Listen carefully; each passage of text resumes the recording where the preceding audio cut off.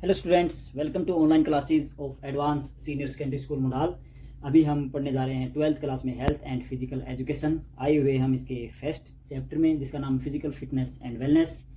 लगभग हमने इस चैप्टर को समाप्त कर दिया है, मगर कुछ शब्दावली है, कुछ वर्डिंग ऐसी है जो कई बार हमारे समझ में नहीं आती, तो उस वर्डिंग से आज हम परिचित होंगे। पिछले चैप्टर में भी हमने ऐसे ही कुछ वर्ड पढ़े थे, तो आज भी हम कुछ वर्डों से संबंधित उनकी डेफिनेशन और उनका अर्थ समझेंगे। तो सबसे पहले मैं यहाँ पर लिख रहा हूँ नंबर 1 पर aerobic aerobic exercise EXERCIS। Aerobic exercise क्या होती है? एरोबिक का अर्थ होता है वायवीय, अर्थात इसमें हवा का प्रयोग होता है। ये एक्सरसाइज हवा के माध्यम से होती है। वैसे तो सभी एक्सरसाइज बिना हवा अर्थात बिना सांस के नहीं की जा सकती, मगर फिजिकल एजुकेशन में इस वायवीय या एरोबिक का अर्थ कुछ अलग है, तो उसी से संबंधित हम पढ़ेंगे। एरोबिक एक दूसरा पार्ट इसी का होता है एन एरोबिक EXERCIS, ये ई आएगा यहाँ पर। तो एरोबिक एक्सरसाइज ये वायवीय हो गया, ये अवायवीय हो गया।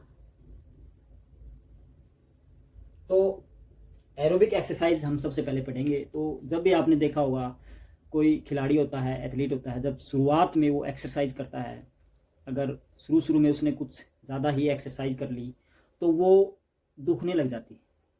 उसका भी कुछ कारण होता है। अगर शुरू में हम हल्की एक्सरसाइज एक दिन में, मान के चलो हल्के हल्के कदमों से हमने 200 मीटर रनिंग की है, तो वो हमें ज़्यादा दुखदाई नहीं होगा, ज़्यादा दर्द करने वाला नहीं होगा, क्योंकि उस एक्सरसाइज में हमने एरोबिक जो सिस्टम होता है उसको यूज़ किया है। तो ये एरोबिक होता क्या है, इसका मैं एक अभिक्रिया होती है उससे संबंधित आपको भाग समझाकर बताऊंगा। जैसे हमारी मसल्स एनर्जी प्रोड्यूस करती हैं, तो उस समय वो ऑक्सीजन की सहायता से ही एनर्जी प्रोड्यूस करती हैं। तो मांसपेशियों में आपको पता है ग्लूकोज होता है, फैट होता है। फैट को भी एनर्जी के रूप में परिवर्तित होने से पहले एक हमारा शरीर उसको ग्लूकोज कार्बोहाइड्रेट्स में बदलता है। तो यहाँ पर उदाहरण ले लेते हैं। ग्लूकोज जो हमारी मसल्स में है, ये ग्लूकोज मसल्स के अंदर है। तो ग्लूकोज है, जब इसका प्रयोग शरीर को शक्ति देने में मांसपेशियां करती हैं, तो उस दौरान ऑक्सीजन की प्रेजेंस ऑफ O2, ऑक्सीजन हवा में हमारा शरीर फेफड़ों में जाती है, फिर उसको रक्त के माध्यम से उन मांसपेशियों तक पहुंचाता है जहां इसकी सख्त जरूरत होती है। तो प्रेजेंस ऑफ ऑक्सीजन में मांसपेशियों के दौरान हो रहा है, ये अभिक्रिया मांसपेशियों के अंदर हो रही है, आप कहीं बाहर मत समझना। तो ग्लूकोज और ऑक्सीजन की प्रेजेंस में क्या प्रोड्यूस होगा, मांसपेशियां क्या प्रोड्यूस करेंगी? ENRGY, energy. और साथ में बाई प्रोडक्ट क्या मिलेगा हमें? CO2 plus water.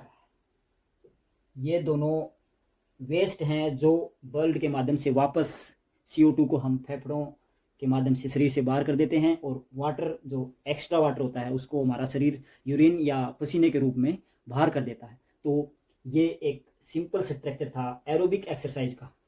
इसमें कोई एक्स्ट्रा पदार्थ नहीं बनता, क्योंकि CO2 भी शरीर बाहर कर देता है और वाटर को भी आसानी से शरीर बाहर कर देता है, और एनर्जी एक सही और शुद्ध रूप में हमें मिल पाती है। तो एरोबिक एक्सरसाइज जो धीमी एक्सरसाइज होती हैं हल्के हल्के कदमों से, वहाँ शरीर को ज़्यादा ताकत लगाने की आवश्यकता नहीं होती, तो उस दौरान हम एरोबिक एक्सरसाइज यूज कर रहे होते हैं। इसमें इसके एग्जाम्पल मैं लिख देता हूँ यहाँ पर, सिंपल एग्जाम्पल हैं इसके। जैसे जॉगिंग, जो मैंने आपको टेस्ट में ही पूछा था, जॉगिंग क्या होता है? तो हल्के हल्के कदमों से चलना ही जॉगिंग कहलाता है। जॉगिंग या वॉकिंग भी कह सकते हैं। तो ये कुछ आरामदायक अभ्यास हैं, क्रियाएं हैं जो हम करते हैं। इसमें हमें ऑक्सीजन की अधिक मात्रा की आवश्यकता नहीं पड़ती। जब जब इसमें हम सांस लेते हैं वो ऑक्सीजन के माध्यम से हमें हमारा शरीर उतनी ही एनर्जी प्रोड्यूस करता है जितना हमें आवश्यकता होती है। और इसके अलावा मैं एक और बात बता देता हूँ आपको कि जब हम हैवी एक्सरसाइज करते हैं तो हमारा शरीर एक ऑक्सीजन की मात्रा होती है वो लिमिट में ही अंदर लेके जा सकता है। उस लिमिट से ज़्यादा ऑक्सीजन शरीर नहीं लेके जा सकता। तो उस दौरान शरीर क्या करता है, अधिक एनर्जी पैदा करने के लिए वो ग्लूकोज को छोटे कणों में तोड़ना स्टार्ट कर देता है। जैसे हमने यहाँ तोड़ा, ग्लूकोज को ऑक्सीजन के अभिक्रिया से एनर्जी में परिवर्तित हुआ और उसमें बाई प्रोडक्ट CO2 और वाटर बने। अगर बिना ऑक्सीजन के यही एक्सरसाइज, बिना ऑक्सीजन के यही अभिक्रिया हम करते हैं तो क्या बनता है हमारा, ग्लूकोज अब्सेंट ऑफ O2। तो यहाँ पर एक बाई प्रोडक्ट के रूप में CO2 और वाटर की जगह एक एसिड बनता है जिसको हम लैक्टिक एसिड कहते हैं। एनर्जी तो बनती ही है, एनर्जी प्लस लैक्टिक एसिड बोलते हैं इसको, दुग्धामल हिंदी में इसको बोला जाता है। तो लैक्टिक एसिड ये बाई प्रोडक्ट के रूप में मसल्स तैयार कर देती हैं जब ऑक्सीजन उनको पूरी मात्रा में नहीं मिलती। जब हम कोई भी एक्सरसाइज कर रहे हैं जैसे मैराथन या जिम में हम काफ़ी मसल्स का आकार बढ़ाने के लिए जो एक्सरसाइज करते हैं वो, या तैराकी, या लंबे समय तक साइकिल चलाना, तो ये कुछ ऐसी एक्सरसाइज हैं जिसमें ऑक्सीजन जो इनटेक है, बॉडी ऑक्सीजन का यूज कर रही है, वो उस सीमा तक नहीं हो पा रहा है जितनी वो एनर्जी पैदा कर रही है। क्योंकि हमारा शरीर जो ऑक्सीजन प्राप्त करता है, जो फेफड़ों की क्षमता होती है, उसको हम 2 गुना 4 गुना 5 गुना नहीं कर सकते, मगर एनर्जी हमें 4 गुना 5 गुना चाहिए होती है उस दौरान। मान के चलो आप मैराथन दौड़ में हिस्सा ले रहे हैं, शुरू के अगर 42 किलोमीटर लगभग मैराथन होती है, शुरू के 10 किलोमीटर हमने आराम से एरोबिक एक्सरसाइज के माध्यम से पूरा कर दिए क्योंकि उस समय हमें ग्लूकोज और ऑक्सीजन अच्छा मिल रहा था। मगर जैसे ही हमें अधिक एनर्जी की जरूरत पड़ी तो उस दौरान ऑक्सीजन हमारा शरीर उस सीमा तक उसकी पूर्ति नहीं कर पा रहा था जितनी हमें एनर्जी चाहिए थी। तो शरीर ने क्या किया, ग्लूकोज की मात्रा बढ़ा दी। तो ग्लूकोज की मात्रा बढ़ गई मगर ऑक्सीजन की मात्रा उतनी नहीं बढ़ पाई कि वो ग्लूकोज का विघटन करके एनर्जी पैदा करे। तो अब्सेंट ऑफ ऑक्सीजन में मसल्स ग्लूकोज को एनर्जी प्लस लैक्टिक एसिड में बदल देते हैं। लैक्टिक एसिड एक ऐसा पदार्थ है जो हमें थकान और मांसपेशियों में ऐंठन, मांसपेशियों में दर्द पैदा करने वाला पदार्थ इसे कहा जाता है।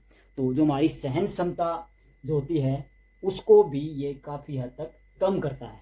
तो इसका कारण यही है कि एक साथ जोर से हैवी एक्सरसाइज करना, और शुरू में आपने देखा होगा जब हम एक नॉर्मल खिलाड़ी होते हैं मगर किसी दिन हमने एक लॉन्ग डिस्टेंस तक भाग लिया या लंबे समय तक हमने बिना कोई वार्म अप किए एक साथ अभ्यास किया और अभ्यास खत्म होने के बाद हमें एक दर्द अपनी मांसपेशियों में अनुभव होता है, तो वो लैक्टिक एसिड के द्वारा ही अनुभव होता है। क्योंकि बिना ऑक्सीजन के ये मांसपेशियों में एनर्जी तो यूज हो जाती है मगर लैक्टिक एसिड शरीर बाहर नहीं कर पाता। बिना ऑक्सीजन के लैक्टिक एसिड बाहर नहीं होगा। तो इसका बाहर करने का तरीका क्या है कि या तो हम एक्सरसाइज वार्म अप के बाद करें या एक्सरसाइज हैवी एक्सरसाइज कर रहे हैं उसके बाद हम अच्छे से कूलिंग डाउन प्रक्रिया को निभाएं।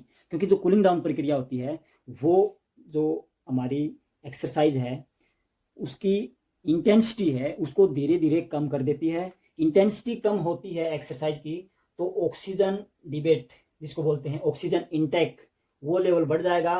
ग्लूकोज की कोई आवश्यकता नहीं होगी क्योंकि एनर्जी हम उस समय नहीं यूज कर रहे, मांसपेशियां कोई कार्य नहीं कर रही, हल्का हल्का कार्य कर रही हैं, तो उस समय में कम ग्लूकोज की आवश्यकता होगी। कम ग्लूकोज की आवश्यकता होगी तो शरीर उस दौरान ऑक्सीजन अच्छे से सप्लाई कर रहा होता है और वो ऑक्सीजन की सप्लाई लैक्टिक एसिड से अभिक्रिया करके उसको मांसपेशियों से हटाने में और उसको वापस खून के माध्यम से वापस शरीर से बाहर करने में हमारी मदद करता है। एक दूसरा कारण होता है, जहाँ भी हमने मसल्स जो हमारी पेन कर रही हैं वहाँ पर हम गर्म पानी के साथ कुछ सेक लगाएं या मसाज, मालिश भी बोल सकते हैं, उस हिस्से पर मालिश करें तो लैक्टिक एसिड जो होता है वहाँ वो अच्छे से वहाँ से नेगलेक्ट होकर ऑक्सीजन के माध्यम से या शरीर की जो धमनियाँ हैं उनके माध्यम, सिराएँ हैं उनके माध्यम से वापस ब्लड में मिल जाता है और फिर शरीर उसको बाहर कर देता है। तो ये कुछ आपने पढ़े। एनारोबिक काफ़ी हैवी एक्सरसाइज, एग्जाम्पल इनका हम लिख लेते हैं। हैवी एक्सरसाइज, मैराथन रेस,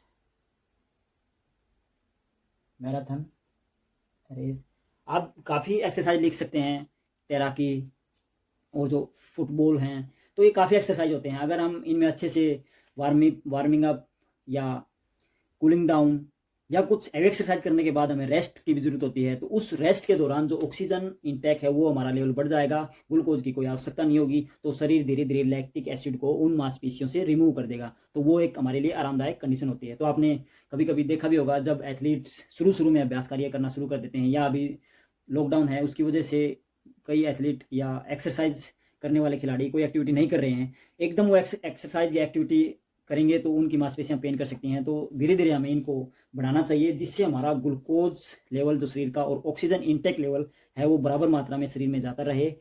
तो फिर उससे हमारा लैक्टिक एसिड प्रोड्यूस नहीं होगा और फिर हमारी जो मसल्स पेन है, मसल्स स्ट्रेचिंग के दौरान हमें दर्द नहीं होगा।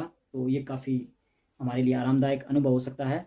तो हमने आज पढ़ा एरोबिक एक्सरसाइज, एनारोबिक एक्सरसाइज। मैं आशा करता हूँ आपको समझ में आ गया होगा।